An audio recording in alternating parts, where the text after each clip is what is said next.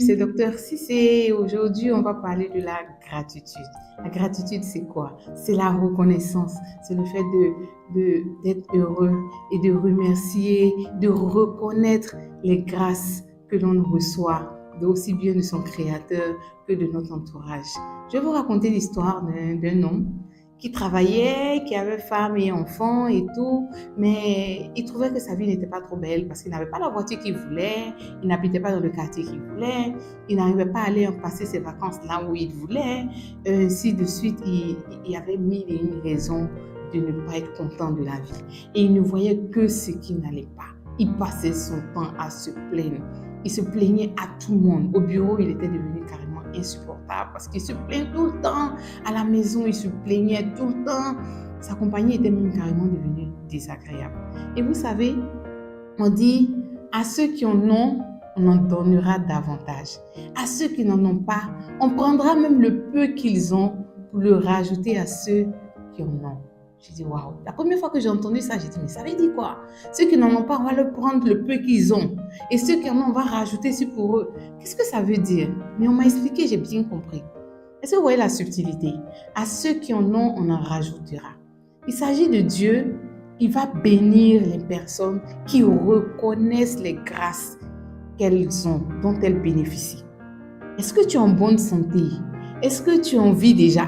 Est-ce que tu as quand même un toit? Est-ce que tu as quand même des gens qui t'aiment? Ainsi de suite. Quand tu reconnais les grâces de Dieu dans ta vie, il en rajoutera davantage.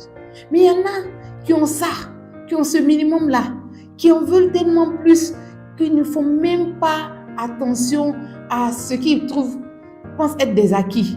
La santé, le fait d'avoir un toit, d'avoir une famille et tout ça là, ce sont des acquis. Ça ne compte plus. C'est ce qu'ils veulent là. Il n'y a que ça qui est important à leurs yeux.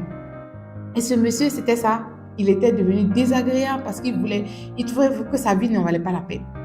Et malheureusement pour lui, on dit, quand tu trouves que tu n'en as pas assez, on va te prendre même le peu que tu as.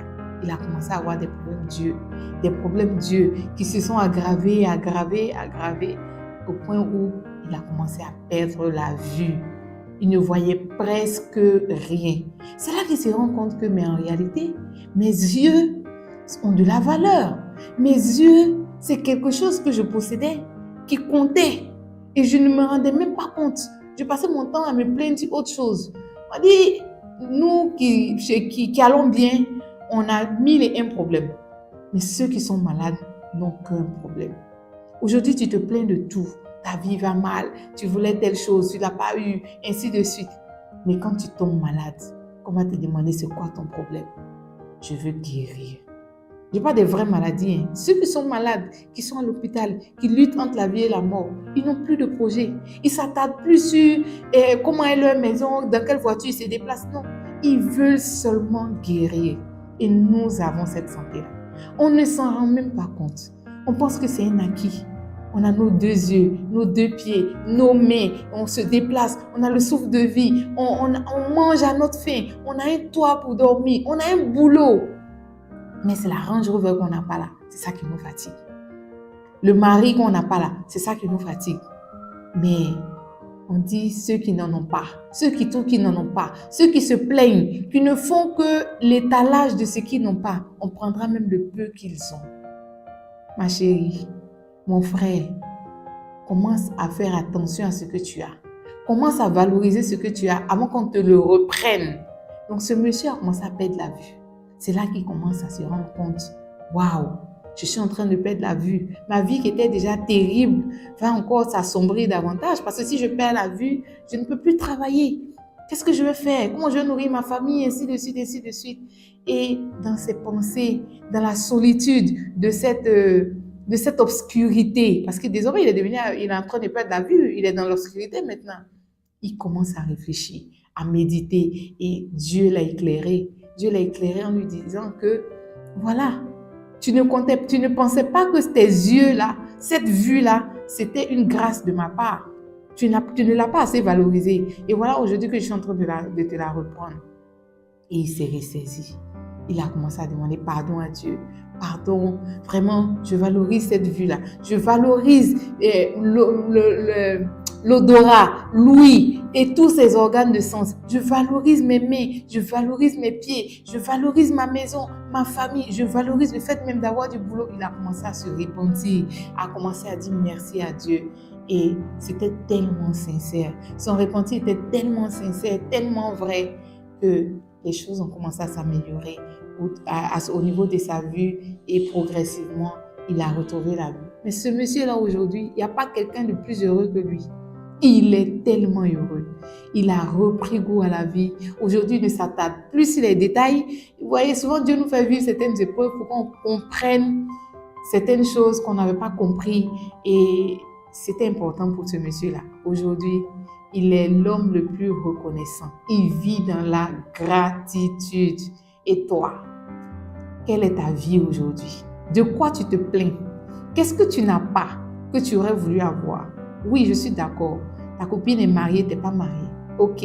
Ta copine a une voiture, toi, tu es obligé de prendre le taxi ou le bus pour aller au travail. Ok. Mais est-ce que ta santé, tu l'as valorisée d'abord? Est-ce que tu as dit merci à Dieu pour cette santé, pour cette vie, pour tous tes organes qui fonctionnent? Est-ce que tu as dit merci pour ça? Il faut le faire. Arrêtons de nous focaliser sur ce qui ne va pas. Parce que c'est dire à Dieu que Seigneur, tu ne m'as rien donné. Et il va te prendre ce qu'il t'a donné que tu ne valorises pas assez. Disons merci. Merci Seigneur. Moi, quand je me réveille le matin, avant même d'ouvrir les yeux, je dis merci Seigneur. Merci pour cette vie. Merci pour la santé. Merci de m'avoir donné un toit. Merci de m'avoir permis d'avoir un époux adorable, des enfants, une famille, et un boulot, ainsi de suite. Merci pour tout ça. Je dis merci pour tout, même dans les épreuves. Souvent, quand je reçois des coups durs, ça dit c'est tellement choquant. Et la plupart du temps, c'est au boulot. Je suis choquée par une nouvelle ou bien par quelque chose qui s'est passé. La première chose que je fais, je me mets en prosternation. Je dis merci Seigneur. Parce qu'aujourd'hui, je comprends que dans tous les défis, il y a une opportunité. Quelle est la leçon? Seigneur, éclaire-moi. Et ma vie est devenue beaucoup plus intéressante depuis que je suis plus dans la gratitude que dans les plaintes, dans les lamentations. Donc, c'est quoi ton défi, toi qui me regardes aujourd'hui? C'est quoi ton défi? Sur quoi tu t'attardes? La voiture? Le mariage? C'est vrai, peut-être que tu es malade même. Tu as peut-être un problème de santé. Mais est-ce que ton problème de santé est pire que celui d'autres personnes qui sont en train de souffrir en permanence, qui sont hospitalisées et tout?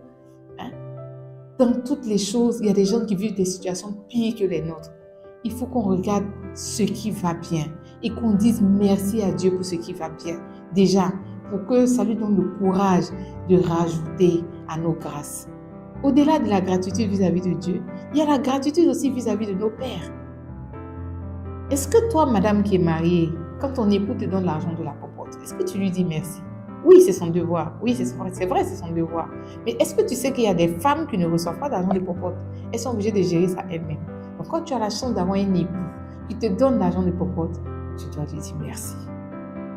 Chers messieurs, quand votre épouse vous sert à manger, vous allez dire que c'est son devoir. J'ai payé la popote, donc c'est son devoir de me faire à manger. Oui, mais elle n'est pas obligée. Et quand elle le fait, je pense qu'elle le fait par amour. Parce qu'il y a plein de femmes mariées qui ne font pas à manger pour leur mari. Elles prennent des gens pour le faire. Mais vous, votre épouse rentre dans la cuisine, elle fait des petits plats pour vous. Est-ce que vous dites merci? Non. Il faut qu'on apprenne à dire merci. Même à nos enfants, à nos amis, à tout le monde. Il faut qu'on apprenne à reconnaître ce que les gens font de bien pour nous. Ça les encourage à en faire davantage. Je vais vous raconter une histoire. Je passais une fois, il pleuvait.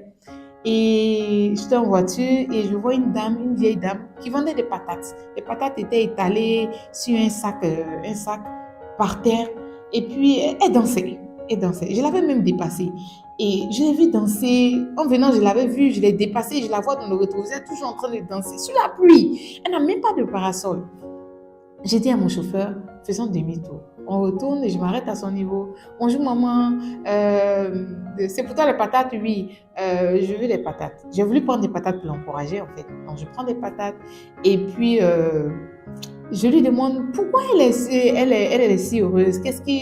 qu'est-ce qui est à l'origine de son bonheur, de sa joie et tout, alors qu'elle est sur la pluie et tout.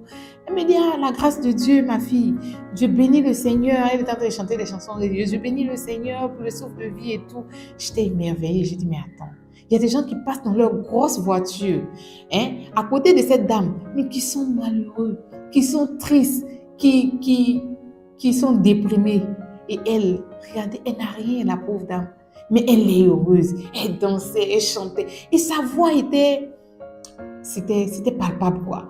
Je dis, waouh. Donc, j'ai acheté de la patate pour 2000 francs. Je lui ai donné 5 000. Elle voulait me donner la monnaie. J'ai dit, non, maman, il faut garder. Elle a commencé à crier. Elle me dit, ma fille, que Dieu te bénisse. J'étais tellement contente. J'ai ouvert mon porte-monnaie. Je lui ai encore rajouté 10 000 francs.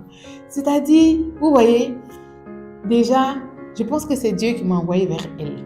Parce qu'elle était en train de manifester de la gratitude, de la reconnaissance pour le peu qu'elle a déjà. Et il a attiré mon attention. Va jouer le rôle dans la vie de cette dame-là. Je suis allée, je lui ai donné. J'ai acheté déjà des patates. Elle a son bénéfice. Je lui ai donné 3 000 francs en plus. Mais la manière dont elle a réagi, la gratitude qu'elle a manifestée vis-à-vis de moi, m'a incité à rajouter encore. Je lui ai encore rajouté encore 10 000 francs. Donc, elle s'est retrouvée avec 13 000 plus 2 000 francs de vente. Mais est-ce que c'était pas justifié? Est-ce qu'elle ne méritait pas ça? Pensons à ça. Quand vous manifestez de la gratitude vis-à-vis de quelqu'un, la personne a envie de vous bénir davantage. Les hommes, moi, c'est un rapport d'homme à homme vis-à-vis d'elle. Regardez ce que j'ai fait pour elle. Imaginez le bon Dieu à qui vous allez être, vis-à-vis de qui vous allez être reconnaissant. Même votre patron, même votre époux, votre épouse. Quand vous lui manifestez de la gratitude, tu es la meilleure, vraiment, j'ai de la chance de t'avoir, ainsi de suite, ainsi de suite. La personne a envie de rester, d'entretenir cette image que vous avez de lui ou d'elle. La personne continuera à vous faire plaisir. Je termine par une dernière histoire encore concernant la gratitude. Un monsieur qui voulait se séparer de son épouse et il est allé voir son avocat pour lui dire que... Non, c'était plutôt le prêtre. Pour lui dire que je veux me séparer de mon épouse. Elle ne m'a rien fait. Elle est adorable, elle est gentille et tout, mais je ne l'aime plus. Je ne sais pas que j'ai une autre relation, je n'ai pas d'autre relation, mais je n'ai plus cette flamme-là, je ne sais pas. Mais aujourd'hui, on vit comme des voisins et ce n'est pas ce que je veux en fait. Donc, je veux lui donner sa liberté, prendre ma liberté et éventuellement trouver quelqu'un d'autre. Le prêtre dit, bon, ok, mais tu sais, si tu te sépares d'elle sans lui dire ce que tu as lui reproché, elle va se dévaloriser, elle sera triste, elle sera malheureuse et elle aura du mal à trouver quelqu'un. Ce que tu vas faire, essaie de prendre un calepin et puis écris tout ce que tu apprécies chez elle. Comme ça, le jour de la séparation, donne-toi 1 an. Après 1 an, tu vas lui remettre ce calepin-là pour lui dire, ok, tel jour, voilà ce que tu as fait que j'ai aimé, voilà ce que tu as fait que j'ai aimé. Et pour lui dire qu'elle est une bonne personne en fait. Et ça va l'aider à garder sa confiance et son estime. Il a commencé à écrire. Il voulait tellement remplir le cahier là assez tôt pour ne pas avoir à attendre 1 an qu'il notait toutes les petites choses que sa femme faisait. Il notait, oui, ce matin, elle a rangé telle chose. Ce matin, elle a fait ci. Ce matin, elle a dit ça. Il a commencé à noter tout ce qu'elle faisait de bien. Et à force de noter, il a commencé à se rendre compte que, mais attends, cette femme-là, elle a de la valeur. Elle a énormément de qualités. Des choses auxquelles il ne faisait même plus attention. Maintenant, il était tellement concentré à chercher ce qu'elle faisait de positif et de bien qu'il voyait. Vous voyez, notre énergie s'écoule là où va notre attention. L'attention était sur le fait qu'il ne l'aimait plus. Et donc, il ne voyait plus ce qu'elle faisait de bien. Et quand il a décidé de faire attention à ce qu'elle faisait de bien, c'est devenu plus gros. Ça s'est amplifié et il a commencé à admirer sa femme. Il a commencé à l'aimer encore à nouveau. Il a commencé à la valoriser, à lui faire des compliments, à l'emmener sortir. Est-ce que vous voyez un peu? Au début, c'était tout juste pour remplir le cahier. Mais quand il a commencé à être attentionné, à être gentil, sa femme a redoublé d'efforts. Vous voyez, quand quelqu'un est gentil avec vous, vous sentez... Vous avez envie de lui faire plaisir. Donc, vous voyez, le monsieur, il écrit juste pour se débarrasser de sa femme et elle ressent cette gentillesse-là, elle redouble d'efforts. Du coup, ce monsieur qui voulait divorcer a retrouvé la flamme. Il a retrouvé son amour de jeunesse. Il a retrouvé son épouse. Et son épouse qui ne savait même pas ce qui se tramait dans son dos, elle retrouve un mari bienveillant, un époux attentionné. Ils ont retrouvé leur amour de leurs 18 ans. Qu'est-ce qui se passe dans ton couple? Qu'est-ce qui se passe dans ta relation? Qu'est-ce qui se passe dans ta relation avec tes frères, tes sœurs, ton époux, tous tes collaborateurs? Qu'est-ce qui se passe dans ta relation? Et si on faisait le même jeu? Et si on essayait de prendre un carnet ou notre téléphone, quoi que ce soit d'autre, pour écrire les quelques bonnes choses, parce que tout le monde ne peut pas être entièrement négatif. Il y a quand même du bon dans tout le monde. Essayons d'écrire, de faire attention au peu de de bonnes choses que ces personnes-là font, et vous allez voir qu'elles vont regagner en estime à vos yeux, en considération à vos yeux. Vous allez voir que les relations vont devenir plus tendres, plus apaisées, et ce sera que du bonheur. Donc, dis-moi en commentaire de quoi est-ce que tu es reconnaissant. Reconnaissant déjà vis-à-vis de Dieu et reconnaissant vis-à-vis de quelqu'un que tu aimes, à qui tu as envie de déclarer ta reconnaissance. Mets-nous ça en commentaire et partage surtout cette vidéo parce que je suis sûre que quelqu'un a besoin de l'entendre. Merci.